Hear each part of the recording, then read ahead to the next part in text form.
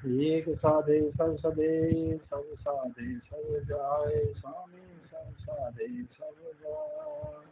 शिव मूरत गरज धरो, सब जन हो सुखाय, स्वामी सब जन हो सुखाय। गुरुर्ब्रह्मा गुरुर्विष्णु गुरुर्देवो महेश्वरा, गुरु साक्षात् ब्रह्म तस्मै श्री गुरुवे नमः। तस्मै श्री गुरुवे नमः। नमस्कार साथियों, आपका संगी ज्योति संस्थान में पुनः बहुत बहुत स्वागत है। और हम आपके सहयोग का, आपने हमें इतना लाइक किया है, आभार प्रकट करते हैं। आपने हमारे प्रोग्राम को आगे बढ़ाया है, इसके लिए भी हम बहुत धन्यवाद करते हैं। सभी सब्सक्राइबर्स का भी हम बहुत धन्यवाद करते हैं। इस समय काफ़ी अधिक सब्सक्राइबर हो चुके हैं और उन लोगों का भी हम आभार व्यक्त करते हैं जो समय समय पर हमसे अपने प्रश्न पूछते रहते हैं। चलिए, आज हम जो हमें विषय मिला है, जो हमें विषय दिया गया है, वो हमारे गुरुदेव के द्वारा दिया गया है। गुरुदेव ने हमसे इच्छा व्यक्त की थी कि इस विषय पे हम कुछ बोलें। आज का विषय है कि हमारे जो प्रभु हैं उनका अवतरण कब होगा। ये बड़ा गंभीर विषय है। प्रभु के अवतरण के विषय में हमें कुछ भी बोल पाना बहुत ही कठिन है और असंभव सा प्रतीत होता है, क्योंकि प्रभु की लीला तो केवल प्रभु ही जान सकते हैं, इंसान के बस की बात नहीं है। उनकी लीलाओं का वर्णन करने में जहाँ सरस्वती की भी क्षमताओं से बाहर हो, नाग की क्षमताओं से बाहर हो, भगवान भोलेनाथ नहीं कर पाते हैं, अन्य कोई भी नहीं कर पा रहा है, ऐसा शास्त्रों में बार बार लिखा गया है। तो मुझ तुच्छ प्राणी से मैं कोई ज़्यादा अपेक्षा नहीं करता हूँ, परंतु गुरुदेव की इच्छा है, उनकी इच्छा मेरे लिए आदेश है, और इसलिए मैं निकट भविष्य में कब वो समय उपलब्ध होगा जब प्रभु अवतरण ले सकते हैं, उसकी शास्त्रों में जो व्याख्या की गई है उसके अनुसार मैं इस विषय को वर्णित करने का अपनी तरफ से पूर्ण रूप से प्रयास करूंगा, और आशा करता हूं कि ये वर्णन सही हो और प्रभु उस समय में अपना अवतरण धारण करें। और जो हमारे आज धर्माचार्य हैं, कथावाचक हैं, या अन्य धर्म से संबंधित जो भी व्यक्ति हैं, यदि मेरी इस विषय में कुछ ज्ञान में त्रुटियां हो जाएं या कुछ कमियां रह जाएं, तो मैं उनसे दंडवत प्रणाम करते हुए क्षमा याचना करता हूँ, क्योंकि ये विषय बहुत विशाल है और मैं तो प्रयास कर रहा हूँ। सभी से मैं क्षमा याचना, इस विषय को आपके सम्मुख रखने से पहले पूर्ण रूप से क्षमा याचना चाहता हूँ कि वो मुझे हर तरह से क्षमा कर दें यदि मेरे से किसी भी इस कार्य में त्रुटि किसी भी प्रकार की हो जाए तो। और उनसे ये अपेक्षा करता हूँ कि वो मेरा मार्गदर्शन करने की भी कृपा करें, क्योंकि प्रभु की कार्य में जब भी हमारे धर्माचार्य, हमारे विशिष्ट लोग हमारा मार्गदर्शन करेंगे, हमारे ज्ञान का वर्धन करेंगे, हमारे ज्ञान में कुछ वृद्धि करेंगे, तो इससे हमारा भी कल्याण, जगत का भी कल्याण होगा और प्रभु के कार्य में भी, कार्य करने में हमें मदद मिलेगी। चलिए, आज हम इसे अपने विषय पर लेके चलते हैं। इसी आज हमने जो विषय लिखा है, जो हमारे गुरु जी की इच्छा है कि हम उस समय का आकलन करें जो समय प्रभु के जन्म के लिए उपयुक्त हो सकता है। तो शास्त्रों में लिखा गया है, जब भी 4 ग्रह उच्च के हों और 4 ग्रहों के साथ में अन्य ग्रह जो शेष रह जाते हैं उनकी स्थिति भी बहुत अधिक सुदृढ़ हो, तो प्रभु के अवतरण का समय बन जाता है। 4 ग्रह तो उसमें उच्च के हो जाने चाहिए, 4 या 4 से अधिक ग्रह उच्च के हो जाने चाहिए, और बाकी जो ग्रह बच जाते हैं उनकी भी स्थिति सुदृढ़ होनी चाहिए, ऐसा शास्त्रों में लिखा गया है। उसी के आधार पर हम इसका वर्णन करेंगे। परंतु यहाँ पर जो सबसे बड़ी समस्या पैदा हो रही है आज के युग में, अभी के समय में वो ये है कि हमारे पास में लगभग ये मान के चलें कि 1 सेकंड के अंदर 2.5 बच्चा पैदा हो जाता। तो इस हिसाब से जब हम गणना करेंगे तो उस समय में, क्योंकि 2 मिनट में एक चार्ट लगभग बदल जाता है, तो इसी तरह से जब हम गणना करेंगे तो बहुत सारे बच्चे हमारे सामने उपस्थित हो जाएंगे जो उसी मुहूर्त में पैदा हो जाएंगे। तो इसका विश्लेषण भी विशेष रूप से करना होगा कि इन सब बच्चों में से कौन सा बच्चा ही प्रभु का अवतरण हो। तो हम प्रयास करने की कोशिश करेंगे और आप हमारे साथ वीडियो में आगे बने रहिए और देखिए कि प्रभु जी हम पे अपनी अनुकंपा कितनी करते हैं, क्योंकि ये सब संभव तो प्रभु की कृपा से होगा, अनुकंपा से होगा, गुरु के आशीर्वाद से होगा, हमारे जो धर्माचार्य हैं उनके आशीर्वाद से होगा। उनकी ही कृपा अगर बनेगी तब ये सब तो सीधे संभव हो पाएगी। तो पहला जो प्रयास हमने किया है, हमने निकाला है वो समय जो प्रभु के अवतरण के लिए उपयुक्त हो।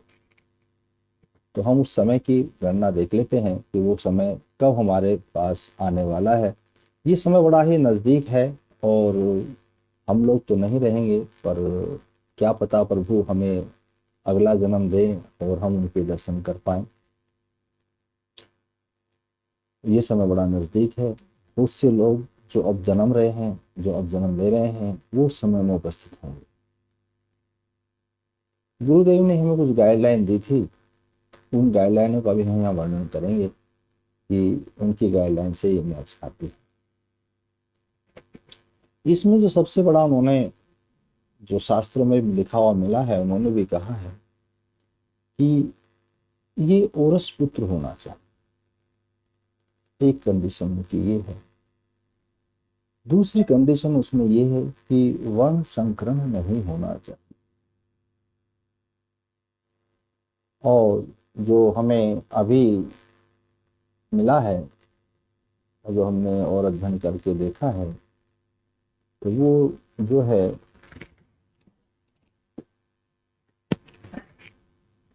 श्रीमद् भगवत गीता के अनुसार भी उसमें देखा गया है, 12 स्कंध के अंदर इसका वर्णन मिलता है।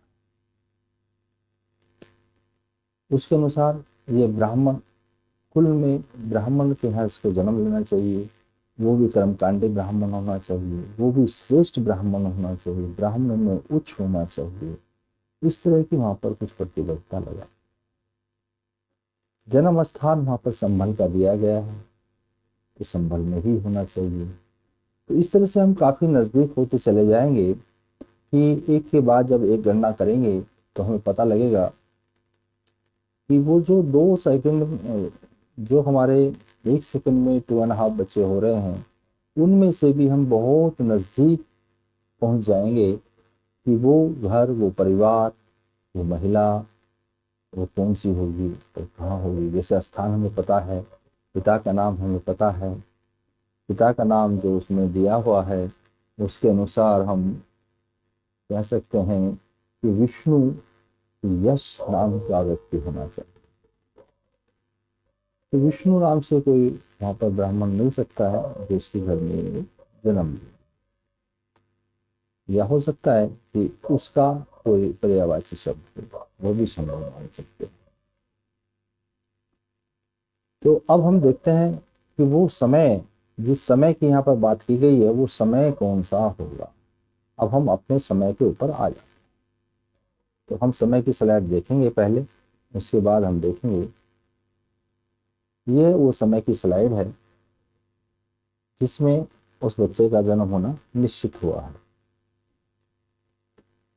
जन्म नहीं कहेंगे, भगवान का अवतरण होना है। भगवान का अवतरण का समय निश्चित है और ये समय जो गणना के अनुसार आया है वो है दिन में 12:22 और 27 सेकंड का। तो यहाँ पर पूरा सेकंड तक का हमने हिसाब लगाने का प्रयत्न किया है। ये है 12:22 और 27 सेकंड। इस समय में जब ये समय होगा, ये समय 21 अप्रैल 2072, बहुत दूर है अभी, पर इसी सदी के अंदर है, इस सदी के अंत में है, जहाँ पर हम प्रभु के जन्म की संभावना देखते हैं। क्योंकि ये संभावनाएं उन्हीं के अनुसार है जो शास्त्रों में वर्णित है कि कम से कम 4 ग्रह उच्च के हों और बाकी ग्रह सुदृढ़ अवस्था में हों। अब इसमें देख लीजिए, इस पोजीशन में हमें मिल रहा है शनिदेव उच्च के हैं, चेष्टा बल लिए हुए हैं, काल बल भी उनके पास है, क्योंकि रात्रि ये दिखा रहा है यहाँ पर, सॉरी दिन का दिखा रहा है, क्षमा चाहते, दिन का नाम है, रात्रि का नाम है। और चेष्टा वक्री होने के कारण उनके पास चेष्टा बल है, और बाकी बलों की हम गणना बाद में करेंगे। इसमें हमारे पास में सूर्य देव है, मेष राशि में है, अपनी उच्च राशि के अंदर है। शनिदेव तुला में है, उच्च राशि के अंदर है। शुक्र देव मीन राशि में है, अपनी उच्च राशि के अंदर है। और चंद्रमा अपनी वृश्चिक राशि के, वृषभ राशि में उच्च राशि के अंदर है। तो हमारे पास यहाँ पर 4 ग्रह उच्च के हो जाते हैं। अब बाकी ग्रहों की पोजीशन देखते हैं कि क्या है। मंगल यहाँ पे नीच राशि में है, पर उसका नीच भंग हो जाता है। और इसी तरह से बुध देव अपनी नीच राशि में है, पर उनका भी नीच भंग हो जाता है। तो इस तरह से ये देखेंगे हम लोग कि यहाँ पर 6-7 के 7 ग्रह, जुपिटर जो है अपनी चतुर्थ राशि में है, परंतु चंद्रमा के साथ है, बहुत अच्छी स्थिति में है, 11वें भाव में है, उनका अपना भाव होता है ये फल देने के लिए। और यहाँ पर जुपिटर का जो बृहस्पति देव है, बृहस्पति देव का शुक्र के देव साथ में राशि परिवर्तन योग भी है, इसलिए भी स्थिति बड़ी मजबूत हो जाती है। तो इस तरह से देखने जाएंगी तो यहाँ पर सभी ग्रहों की, यानी कि हमारे पास में 7 के 7 ग्रह, उनकी स्थिति बहुत मजबूत है। उसके बाद में हम देखेंगे राहु। राहु जो है वो दूसरे भाव में बैठे हुए हैं, और उनकी जो राशिश हैं सूर्य देव, वो केंद्र में है, 10वें भाव में है, केंद्र में 10वें भाव के अंदर है और उच्च के हैं। तो ये उनको बहुत अधिक बल प्रदान कर रहे हैं, और उच्च में भी वो परम उच्च के ही पास है, 7 डिग्री पर है, बहुत अच्छी मजबूत स्थिति में है। इसके बाद में जो केतु हैं, केतु देव हैं, उनके जो स्वामी हैं, डिस्पोजिटर हैं, उनके जो राशि स्वामी हैं, वो शनि देव हैं, और शनि देव भी अपनी उच्च राशि में विराजमान हैं, और वो भी लगभग अपनी परम उच्च अवस्था में है। तो इस तरह से हमने देखेंगे कि 9 के 9 ग्रह अपनी पूर्ण बल के साथ इस कुंडली में उपस्थित है। तो जो ये दर्शा रहा है कि हाँ, ये समय प्रभु के अवतरण के लिए, प्रभु इस समय में अवतरण ले सकते हैं, प्रभु के अवतरण के लिए पूर्ण रूप से उपयोगी है। तो ये हमने जो अवस्था प्राप्त कर ली है, जो हमें प्रभु के अवतरण के लिए आवश्यक है। अब बात होता है कि प्रभु अवतरण लेंगे या नहीं लेंगे, तो प्रभु ही जाने। तो इस चार्ट में और हम क्या क्या विशेषता ढूंढ सकते हैं, क्योंकि प्रभु जब अवतरण लेंगे तो केवल इस सिंपल चार्ट के अनुसार नहीं ले सकते, उनके साथ में और व्यवस्था भी चाहिए। प्रभु जब अवतरण लेते हैं तो पापियों का नाश करते हैं, पापियों का संहार करते हैं, धर्म की स्थापना करते हैं। दुष्टों का विनाश करना, धर्म की स्थापना करना उनका मुख्य उद्देश्य होता है। अपने भक्तों की रक्षा भी करते हैं, सनातन धर्म को पुनः स्थापित करते हैं। तो जब प्रभु आएंगे तो वो विशेष गुणों के साथ आए, तो क्या वो विशेष गुण इस कुंडली में और उपस्थित हैं, ये भी हम देखने चाहेंगे। क्योंकि जब तक हम उन विशेष गुणों को नहीं देखेंगे, जब तक हमारा अध्ययन करने का कार्य संपूर्ण नहीं होगा। अब वो अध्ययन देख लेते हैं कि हमारे गुरुदेव ने ये हमसे बताया था कि वो बाल्यकाल में, अपनी बाल अवस्था में 17 साल तक अपना गुमनाम जीवन जिएंगे, यानी कि उनके बारे में लोगों को ज्यादा पता नहीं होगा। तो इनकी जो दशा लगेगी, जो जातक परिजात के अनुसार है, विंशोत्री में उत्पन्ना दशा होती है। विंशोत्री की उत्पन्ना दशा का यहाँ पे प्रभाव देखने को मिलेगा। और विंशोत्री की उत्पन्ना दशा के अनुसार इनके जो दशा आरंभ होगी, दशा प्रारंभ होगी, वो दशा प्रारंभ होगी शनिदेव की। शनिदेव की दशा में ये जन्म लेंगे। और शनिदेव की दशा इसमें, क्योंकि इनका जन्म 2072 21 अप्रैल 2072 का है, इनका प्रगट का समय 2021-72 का है, तो उस समय में लगभग 1 साल कुछ महीने यहाँ पर व्यतीत हो चुके होंगे और 17 साल कुछ महीने की दशा इनके पास बाकी रह जाएगी, क्योंकि शनि की दशा 19 साल की है। तो गुरुदेव का प्रथम वाक्य यहाँ पर पूर्ण होता हुआ मिला है, उनका एक वाक्य हमको दूसरा पूर्ण होता हुआ मिला है कि वो जो है संबल केरी में लेंगे, और ये भी उन्होंने बताया था। तो ये दो चीजें हमें बहुत ही नजदीक ले जाती हैं उसकी तरफ कि हाँ भाई, ये व्यक्ति जो है, जो ये प्रभु हैं, ये प्रभु जिस मानव शरीर का धारण करके जो लीला करने वाले हैं, शायद आ रहे हैं। और एक और चीज में देखेंगे, बाकी दशाओं का तो वर्णन इसमें सब जो वो देखना चाहेंगे, दशा के अनुसार अपना इस जन्म कुंडली का, इस कुंडली का विवेचन अपने अनुसार कर सकते हैं। बाकी बहुत सारी चीजें इसमें देखने को मिलेगी। एक मुख्य चीज उसमें जो देखने को मिलती है वो है एक केवल विंशोत्री दशा भी आती है। ये विंशोत्री दशा जब उत्पन्न होती है, जब चंद्रमा का राशेष, चंद्रमा का जो राशेष है वो उसमें आत्मकारक हो, तो ये दशा बन जाए। तो यहाँ पर हम देखेंगे चंद्रमा वृषभ राशि में है और उनका जो राशेष है वो शुक्रदेव हैं, और शुक्रदेव इस कुंडली में आत्मकारक हैं। तो ये एक विशेष उद्देश्य के लिए ही जन्म लेंगे, केवल विशेष उद्देश्य के लिए जन्म लेंगे, और इनके ज्ञान की, प्रज्ञान की, इनके ध्यान की सीमा अथाह होगी, इनके बल की सीमा अथाह होगी।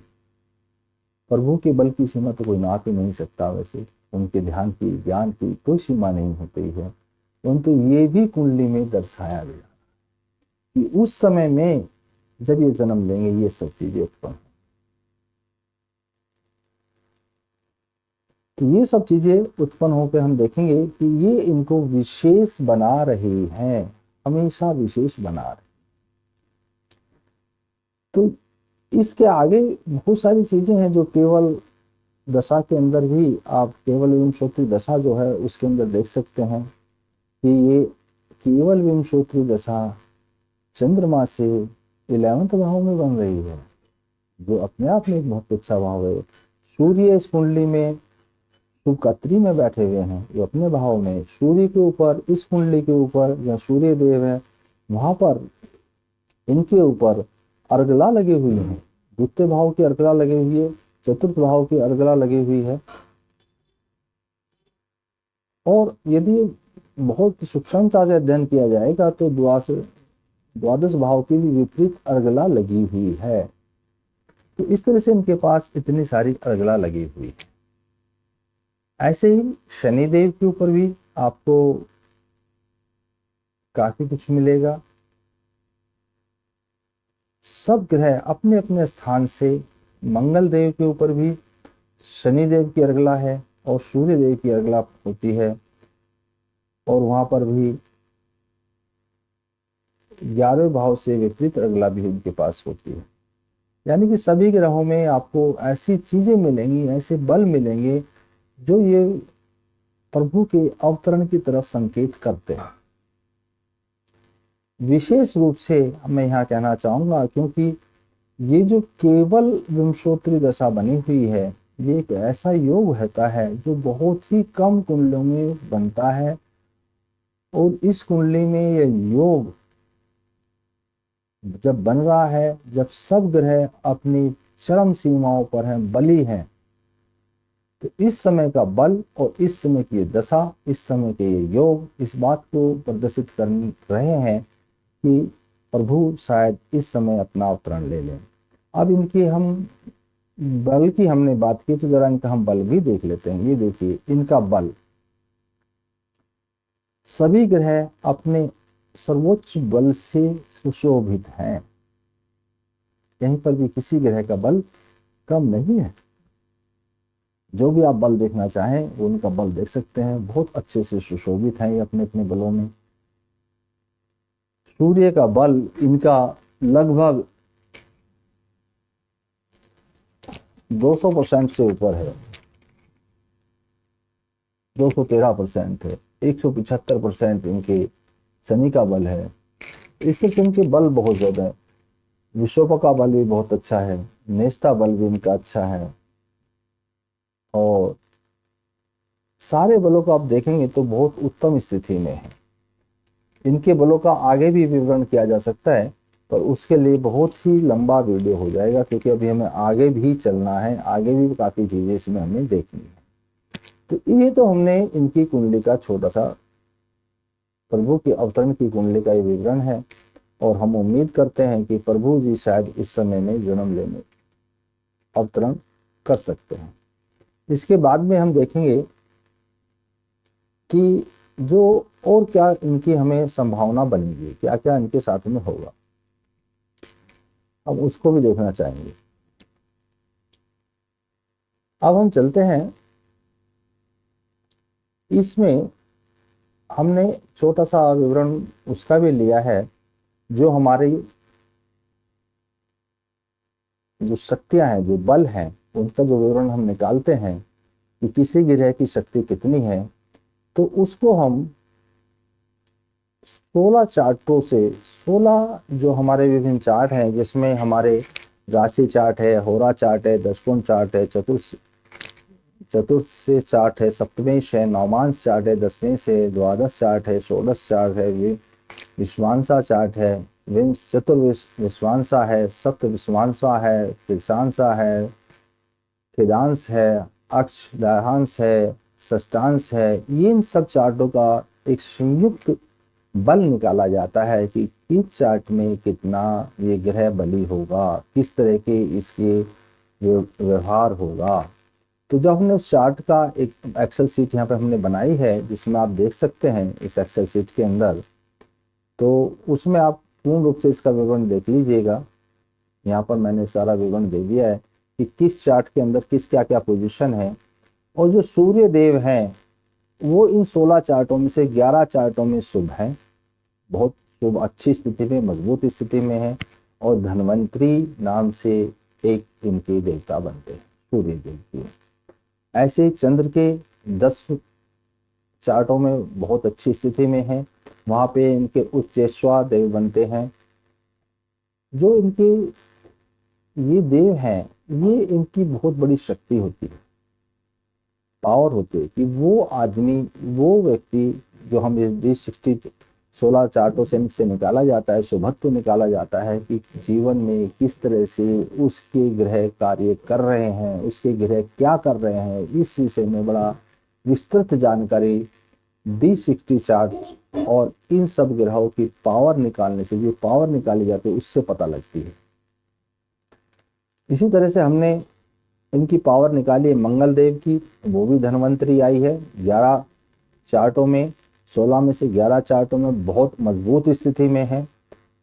इसी के बाद बुध देव की स्थिति थोड़ी यहाँ पर कम आई है, वो 7 चार्टों में, 16 में से 7 चार्टों में बहुत अच्छी मजबूत स्थिति में है, वो कल्प वृक्ष है।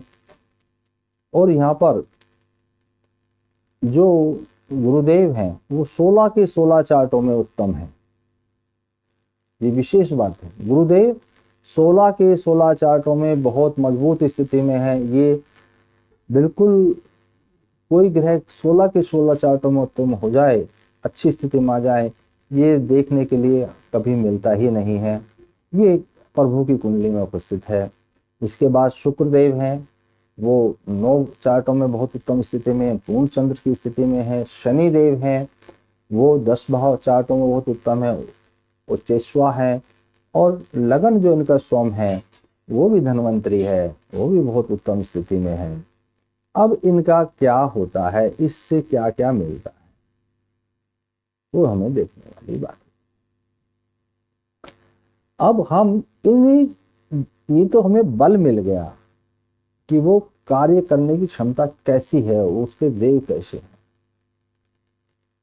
उसकी ताकत कितनी, ये ग्रह की ताकत हम बता। एक हमने ग्रह की ताकत वहां देख ली जो हमारे बल निकालने के तरीके हैं। एक हमने ग्रहों की ताकत 16 चार्टों के अंदर जो आती है वो देख लिए कि इसमें 16 चार्टों में इसकी ग्रह की ताकत कितनी है, षोडश वर्ग में वो कितना बली है, षोडश वर्ग का हमने बल नाप लिया है। अब हम देखते हैं कि D60 चार्ट पे जो उनके देवता हैं, ग्रहों के जो देव हैं, उनकी जो एनर्जी है, जो कार्य करने की एनर्जी है, जो उनकी क्षमताएं हैं, वो किस तरह की हैं, वो क्या कर सकती हैं, क्या नहीं कर सकती है, वो हमें D60 चार्ट के जो हमारे देव हैं वो हमें बताते हैं।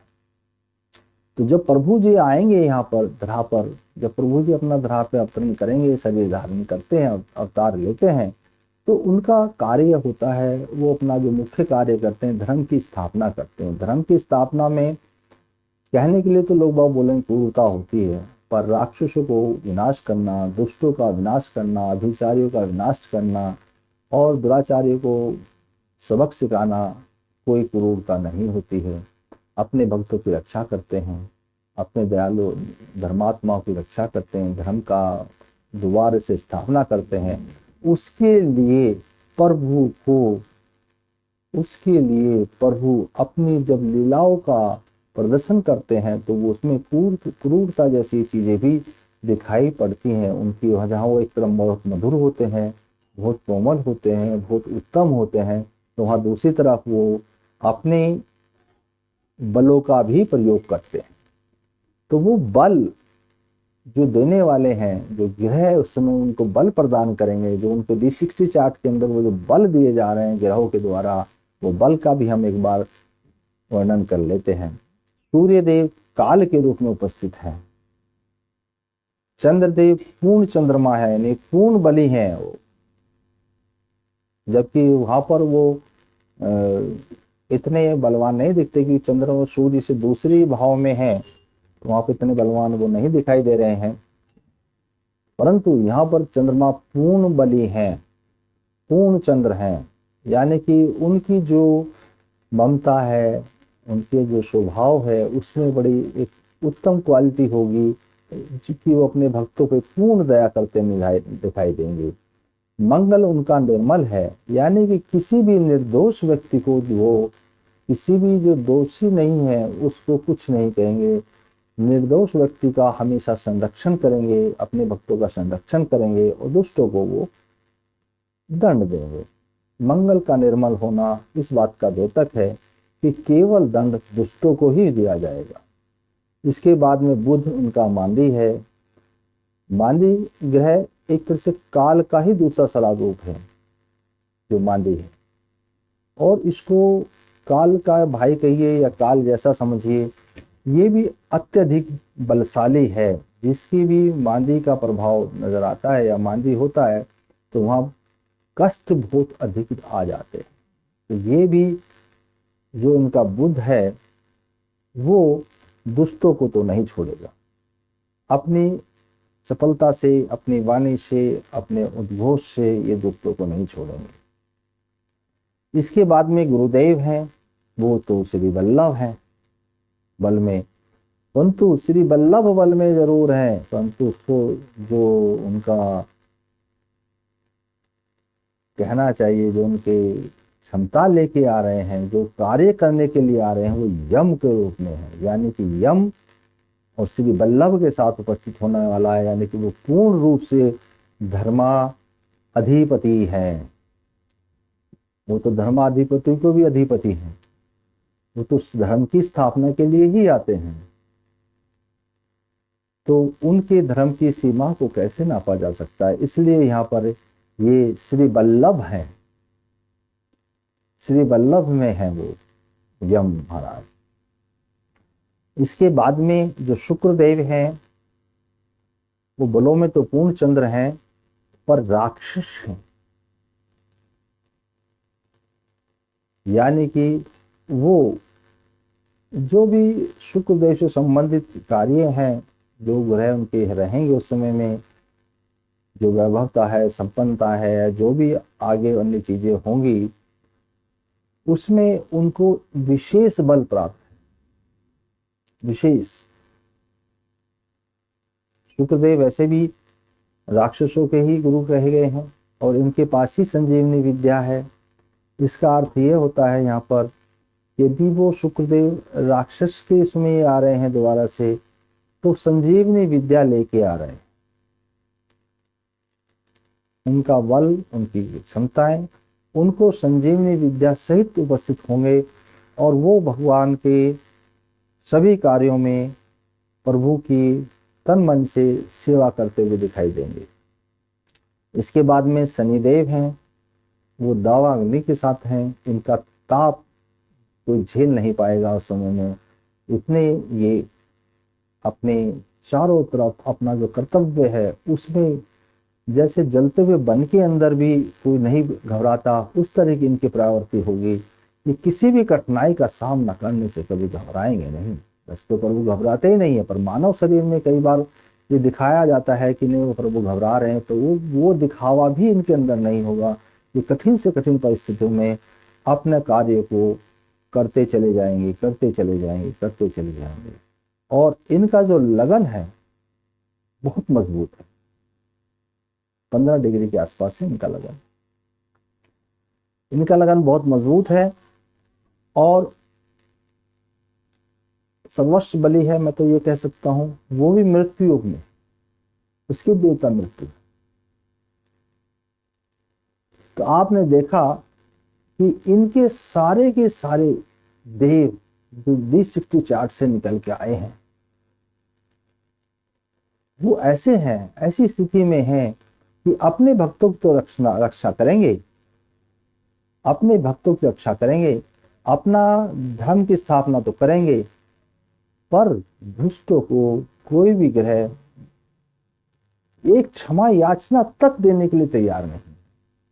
सबको वो प्रभु अपने धाम पहुंचा देंगे, सबको प्रभु अपने धाम पहुंचा देंगे। उनकी दया दृष्टि यही है कि उनको मुक्त कर देंगे, वो यहाँ से अपने धाम में ले जाएंगे। अब इसके आगे हम ये तो प्रभु की कुंडली की हमने छोटी सी विवेचना करने की प्रयास किया है, जितना मेरे से बन पड़ा है। इसमें जो जो त्रुटि होगी उनके लिए मैं क्षमा चाहता हूँ अभी से, क्योंकि मैं अपनी तरह से प्रयास कर रहा हूँ, पर प्रभु की लीलाओं को वर्णन करना, प्रभु की लीला समय का वर्णन करना, अगर मैं करोड़ जन्म भी लूँ तो शायद मेरे बस की बात।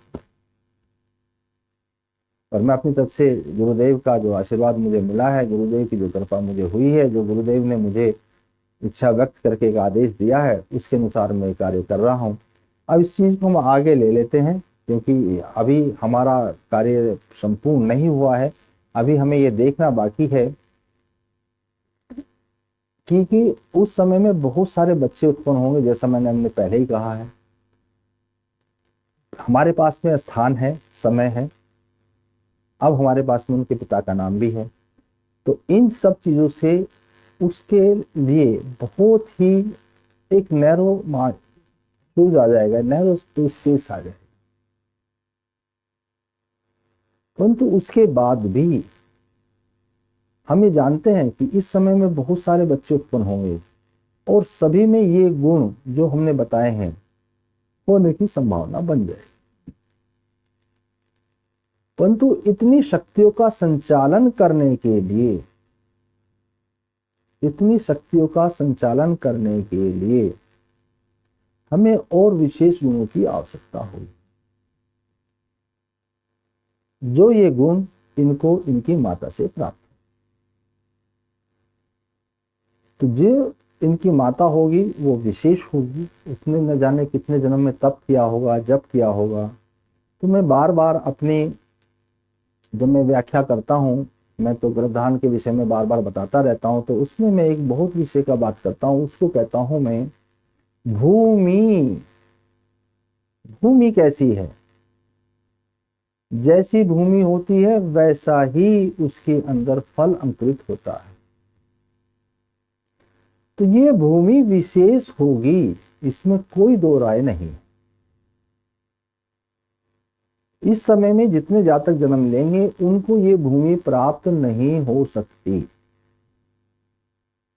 जब ये भूमि ही प्राप्त नहीं होगी तो उनकी शक्तियों का विकास नहीं होगा, उनका संचालन संभव नहीं है। तो हमारे पास में यहाँ पर दो विशेष चीज हो गई है समय के अलावा। एक तो उनके पिता और उनकी माता और पुत्र का होना, साथ में उनकी माता की जो विशेषता है, मैं उसका अब यहाँ पर हल्का सा जो मुझे मिला है मैं उसका वर्णन करूंगा। इनकी जो माता रहेंगी उनका जो उस समय में ऋतु आएगी, ऋतु धर्म होगा, मासिक धर्म होगा, उसके जो दर्शन होंगे इनको उस समय में, ये समय रहेगा 29 जून 2071 का, और दर्शन का समय रहेगा 10:25 से लेके और 3:15 के बीच, ये समय होगा। इस समय के अंदर वो दर्शन करेंगी, ऋतु दर्शन होगा उनका। और ये जो वहां पर उस समय पुष्य नक्षत्र होगा, और पुष्य नक्षत्र का भी प्रथम चरण होगा। मैंने एक बार पहले भी वीडियो में वर्णन किया था इन चरणों का। प्रथम चरण अग्नि का वास होता, प्रथम चरण। तो इनके जो भूमि है, जो इन माता जो हमारे समय माता रहेंगी प्रभु को जन्म, प्रभु के अवतरण के लिए, उनका पुष्य नक्षत्र होना जो अपने आप में बहुत शुभ है, बहुत बली है, और उसमें भी प्रथम चरण का होना, ये बड़ा विशेष बात है।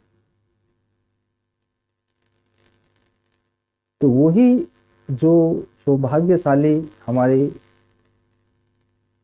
प्रभु की माता बनने वाली होंगी, उनकी एक खासियत होगी।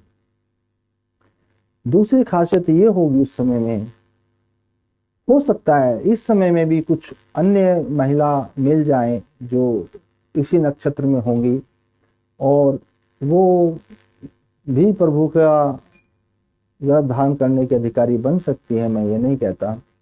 तो जो दूसरी खासियत इन माता की होगी वो ये होगी कि ये अपना गर्भ धारण पूर्ण तप के साथ, पूर्ण पूजा पाठ के साथ सब करते हुए ये 16वें दिन करेंगी। उस दिन स्वर्ण नक्षत्र होगा, रात्रि का समय होगा। ये दिन रहेगा 14 जुलाई का 2071 का, रात्रि का समय होगा, और स्वर्ण नक्षत्र का प्रथम चरण होगा। प्रथम चरण का अर्थ हो जाता है पुनः ये ऊर्जा से परिपूर्ण होगा। तो आप देखिए कि प्रभु के जन्म के समय में हम वो माताएं कितना तप करेंगी, वो पिता कितना तप करेंगे कि इन सब का संयोग जब बनेगा तो केवल एक ही गर्भ ऐसा होगा इस धरा पर जो प्रभु का अवतरण करने में सक्षम होगा।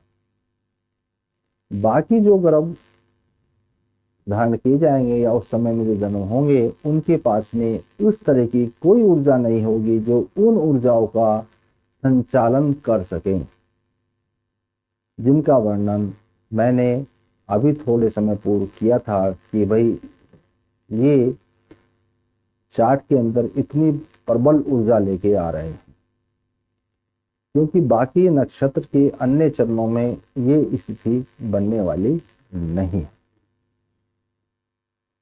तो यहाँ पर मैंने उनकी माता का वर्णन किया है, उनके पिता का वर्णन किया है, स्थान का वर्णन किया है, नाम का वर्णन किया है और कुंडली का वर्णन किया है।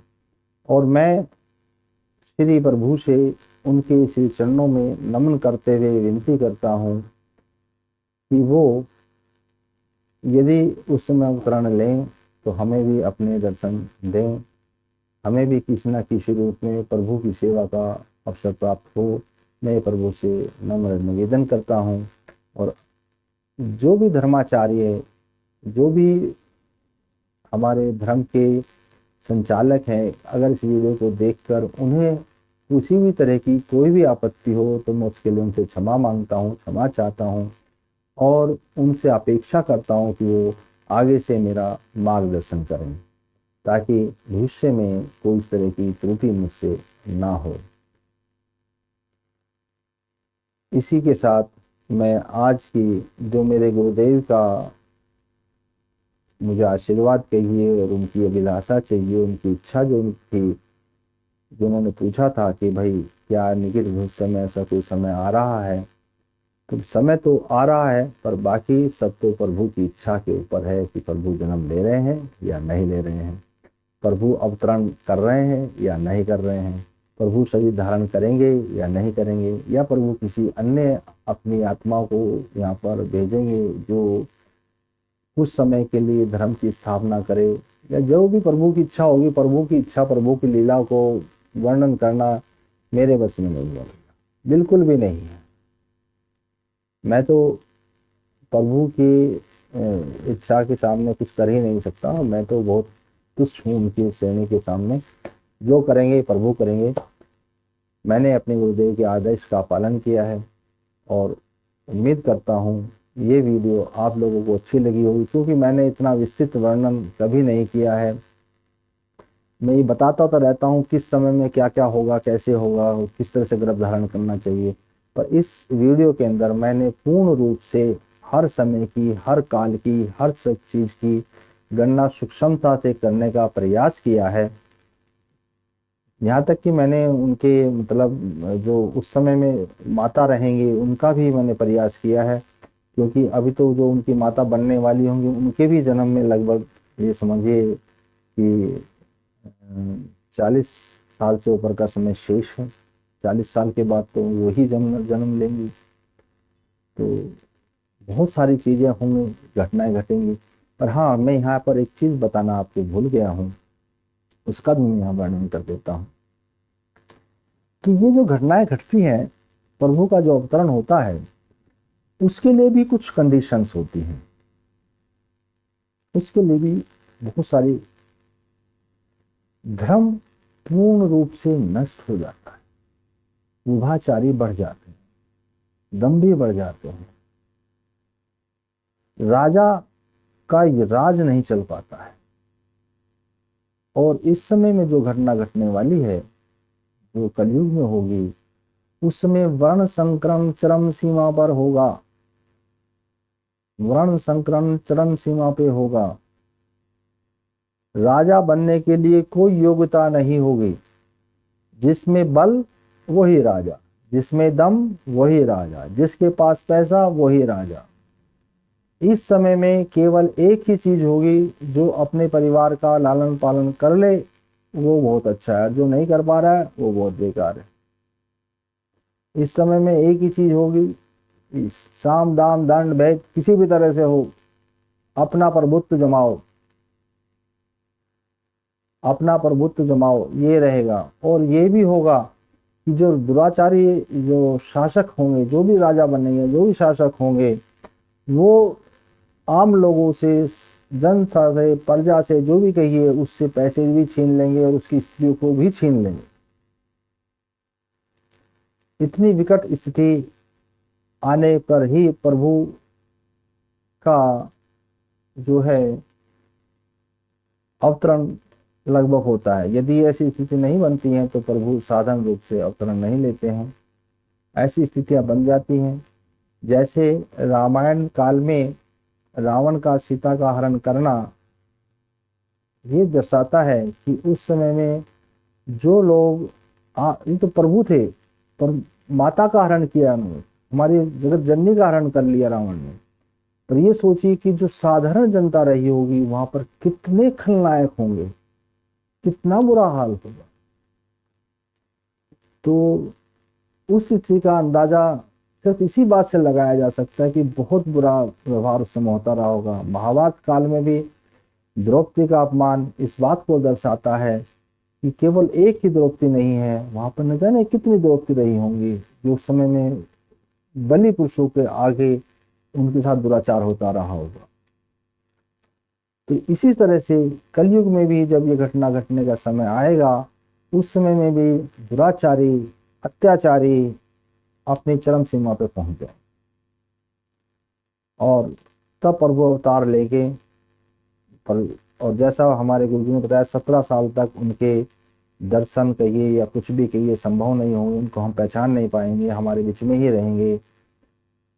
और हो सकता है वो अपने घर से दूर भी हो सकता है वो बहुत गरीब परिवार में भी हों, क्योंकि शनि देव उनके चतुर्थ भाव में है और चतुर्थ भाव में वे वक्री है, और वक्री होने के बाद में भी उच्च का है। और उसमें भी फिर आप ये देख लीजिए